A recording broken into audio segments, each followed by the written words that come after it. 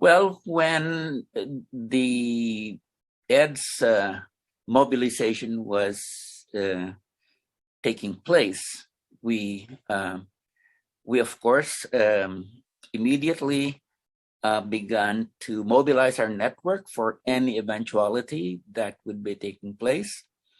And I remember, that we told people to be ready to go to the Philippine Embassy on Massachusetts Avenue. I was in Washington then, and to really watch out very closely for developments in the Philippines. And as you know, Philippines is 12 hours ahead of the United States. So we went to bed on, I believe, February 25. And that was when things were moving very quickly here in the Philippines. And when we woke up very early in the morning of February 26, things had become very, very fluid in Manila. And a number of us immediately went over to the Philippine Embassy. And while we were on the way there with our people, we heard, that Marcos had been ferried out of the Philippines by the Americans, and was headed for someplace, and that there was going to be a new government. And so what we did was we went into the Philippine Embassy and told the representatives of the Marcos government that they had to leave because there was a new government, and that we were taking over the embassy in the name of the new government. And we were basically taking over.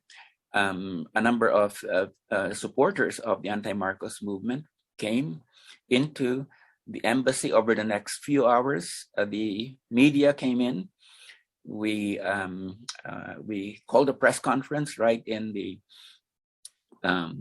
ambassador's office, saying that the ambassador had been kicked out, and we had also asked other embassy officials to leave because they were essentially already out of a job.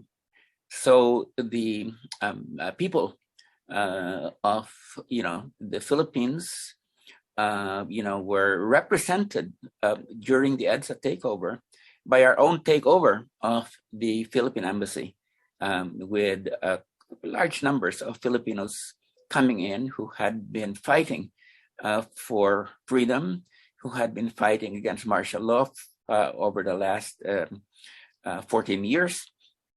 And there was a celebratory mood within the embassy. I believe we brought out the champagne.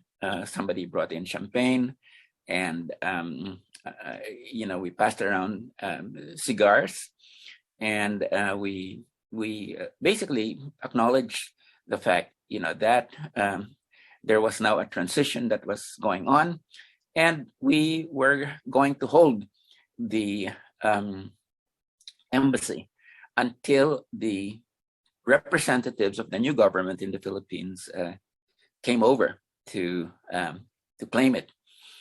So we had to do that for a few hours because for some reason the representatives of the new government in the Philippines